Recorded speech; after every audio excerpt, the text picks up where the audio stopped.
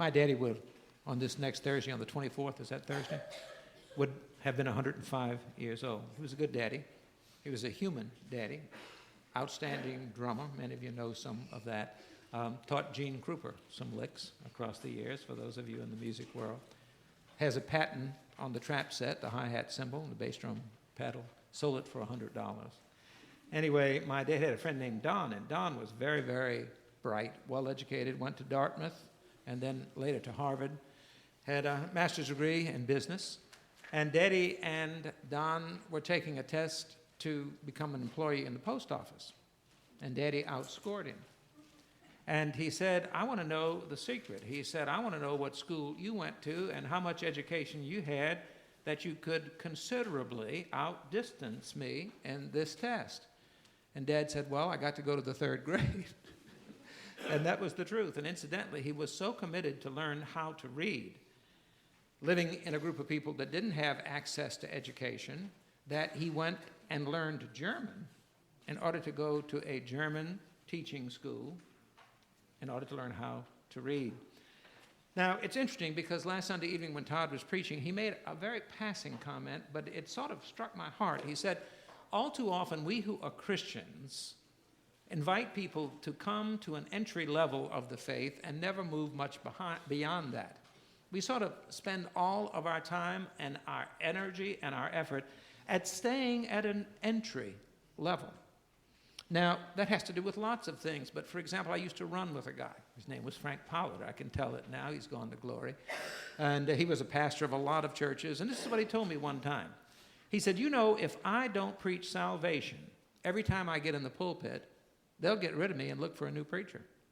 Now, I think it's absolutely essential that we preach salvation. We need the grace of God.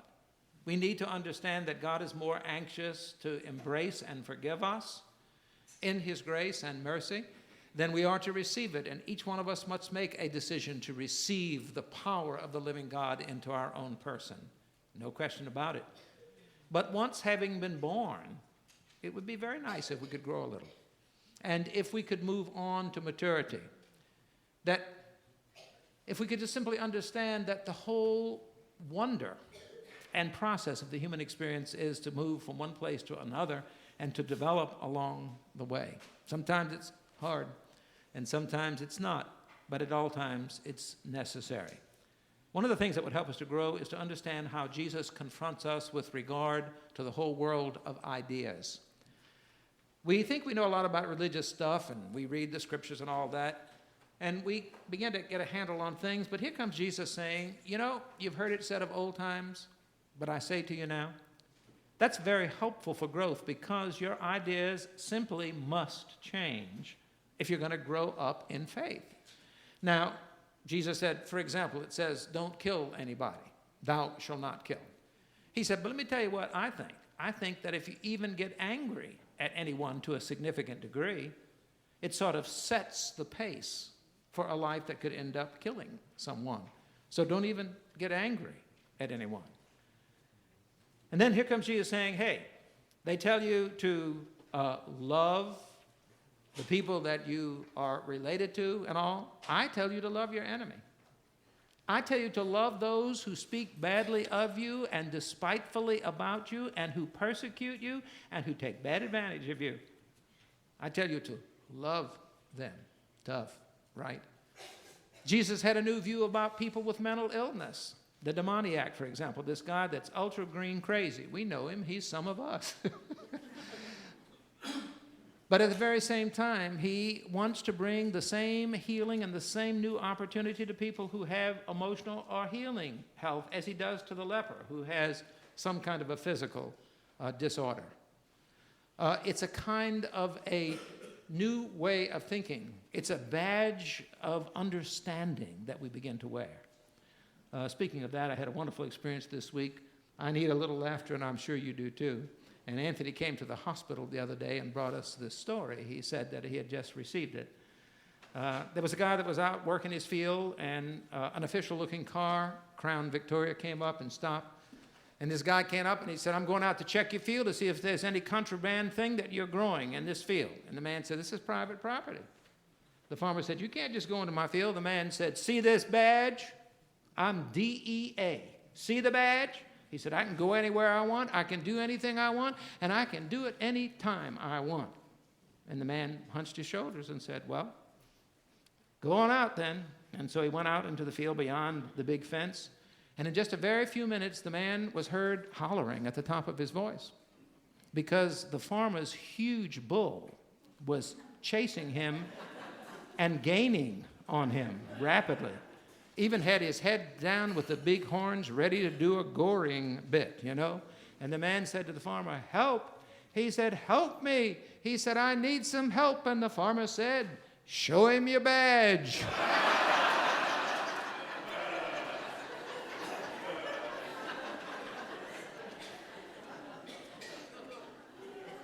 Don't you love it? And you know, one of the most interesting badges you and I will ever show one another is changing our ideas. When they have not been up to the Spirit of Christ and they begin to reflect the Spirit of Christ, that's very important. He says God has a different idea about sickness and health than many of us do. And he uses as an illustration of that the fellow that's born blind from his birth. You can read about this yourself. It's in the 9th chapter of the Gospel of John. Was this guy born blind, the people say, because of what he did bad or because of what his parents did bad? That was the philosophy of the time. That was the cultural understanding. The response was, from Jesus, neither. Putting down the whole idea of why things happen the way they happen. Rather, he said, so that the power of God might be shown. I said at the early service, and I'll say to you that right now, that if I thought that God was the kind of God that went around and gave someone as sweet and kind as Pat Tonkel brain cancer, I'd be out of this business in 5 minutes. If I believed at the very same time the God who was the Lord and Father of Jesus had something to do with the fact that we were assigned the wrong room and the wrong nurses when we went in this time, and it was they who found all of these blood clots in her lung, I would say, praise God, from whom all blessings flow. I would say we see through a glass darkly at this time, that we understand some things and some things we don't understand, but it's so precious to understand that if you can move from being a baby in Christ, drinking sweet warm milk, and begin to become an adult that eats a little bit heavier fare of good, healthy food, that you might come to the place and say, I don't understand a lot of things, but I do understand this. The ideas that once I held are ideas that are being changed and matured because of what the living Spirit of Christ is all about. What Christ said then and what Christ speaks to you and me now. And then the second thing is, we can grow a little bit if we understand people better too. He uses things like the Good Samaritan. There was never a Good Samaritan. We have a guy or two in our church, gal in our church, that sell cars, and I always hate to say things like this, but Good Samaritans had worse reputations than bad salespeople. I mean, really, they did. And our people are really people of integrity. I mean, I guess, but you know, I believe in them. And but at the very same time, you know, generally people think, well. We have one guy in the church that really gets his feelings hurt because of that. Because he said people always think he's trying to beat him out when he's trying to do something good for him. And how dare we put everybody in a neat little package of judgment? We do it all the time. Anyway, he talks about the Good Samaritan. He speaks to the Good Samaritan woman, not only somebody who's on the outside and fringe of society, but somebody who's got a bad reputation in her own group. And he will never allow himself to be confined by the understanding of the moment, by the cultural surroundings. And sometimes there are people that bring him from the one place to the other. I know you don't that you may not believe this with me, but I believe other people caused Jesus to grow. And here comes this Canaanite woman, and she says, look, my baby is really sick. You got to do something about it. And he said, I'm busy. The disciples have already put her off, remember? And she comes to him and says, I'm busy. And she said, look, you do it. You can do it. You're the one. And he says, I can't give my food to the dogs. That's the way you talk about the Gentiles. The people on the other side of God's preference, you know? And I can't do that. And she said, look, hon, all I need is a prayer from you. It's all I need. And my baby will be okay. And Jesus takes a deep breath and he prays for that child. And that child is immediately well. And Jesus said, this woman has stronger faith than I've run into in my own community, among my own people. And there was a time when people said, you know, the Jews are the chosen folks, and when God chooses people, it's not because he prefers them to someone else, it's because he chooses them for responsibility. And so any of us who are God-chosen people are people chosen somehow to be responsible in a world that wants all too quickly to put people in this camp or that, and to be very judgmental about what we do and what we don't understand. Be very careful, because when we finally grow, when we finally mature just a little bit, we begin to come to the place where Paul finally got to himself. You know, he said, I'm beginning to think there's not free people or bound people, or male people and female people, or good people and bad people, or Jew people and Greek people, but we're new people. New in the Spirit of Christ. And that's what maturity suggests for each and every one of us, and a whole lot more besides. And then finally, to grow, you have to grow in your understanding of things too. Ideas and people. But also in the way things were not made to possess us the way they do. I was kidding. I said, I'm going to get rid of some things and simplify life. You ever got that done? I got this bunch of ties that I've been getting rid of for 30 years. You know what the bad things about them? They come back in style. Because I get them to the door, but not out. Or I get them from the one closet to the next closet, you know. And of course, in our society, that's a problem because many of us have more than we need. And Jesus comes along and says, look, you need to have a philosophy about stuff, about things. Have some things that you love a lot. I don't have any problem with that. Jesus never said there was anything wrong with things. He said it's wrong when your priority and your devotion is to things. So have a few things you love a lot instead of a lot of things that you don't even have time to deal with. Somebody said to me, I've got so many precious items to dust, it just makes me sick. And Charlie Beecham was sitting down here early this morning, and Charlie's daddy was active in this church for many years. And I said, Brother Beecham, you look splendid today in that suit. I don't think I've ever seen you in a more timely, fashionable suit. He said, thank you, sugar. He said, this one's been in and out of style at least 3 times across the years. And it's true. And we all have stuff, and we all have things. Jesus said, for example, travel light. Don't take an extra purse. Don't take all this extra money. That's pretty interesting these days with what the airlines are doing to us, huh? Did y'all hear the news yesterday? We're in the hospital watching the news more than we usually watch the news. They're talking about charging us to go to the potty on the airplane. Listen, I'm going to make a declarative sentence. I ain't flying on an airplane that charges me to go to the potty. No. I'll find another way, you know. I'll ride my Nike bikey. But anyway, you know, I understand that it's an economic world, and people need to make a living, and companies need to make a profit.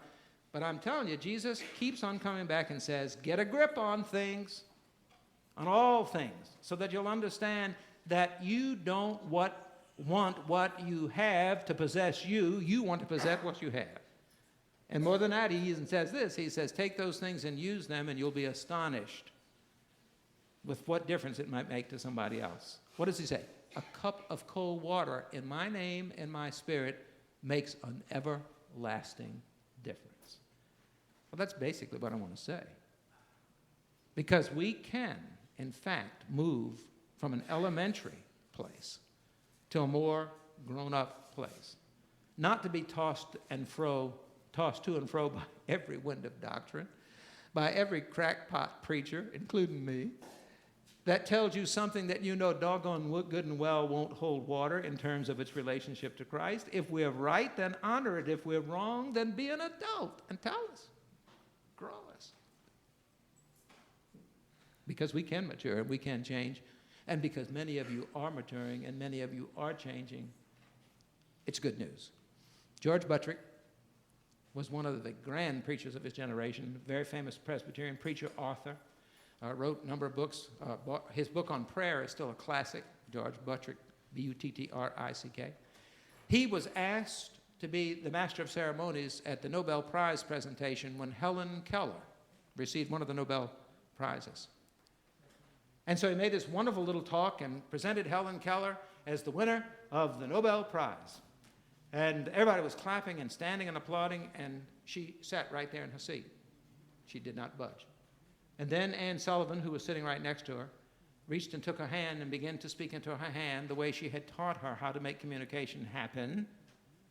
And Helen Keller slowly stood and went to the stage and directed her, gave her her arm and directed her to the place at the podium where she stood to receive the prize, and then went back and stood behind the curtains in the wings. And George Buttrick took a deep breath and said to the congregation, to the gathered people, "Today, for the first time in the history of this prize, we have made a major mistake. We have found ourselves in grievous error."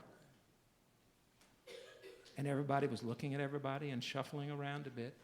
And even Helen was sort of shuffling around. He said an equal prize should also go to Anne Sullivan, her teacher. And standing ovation filled the auditorium. You and I grow and can demonstrate the badge of discipleship when we recognize that there is one that has stood beside us from the time we were born until the moment that we die. To him goes the honor and the glory. And yet to us comes the wonder and the responsibility of growing from being a baby to a great big mature adult. May God make it happen soon, or continue to make it happen even now.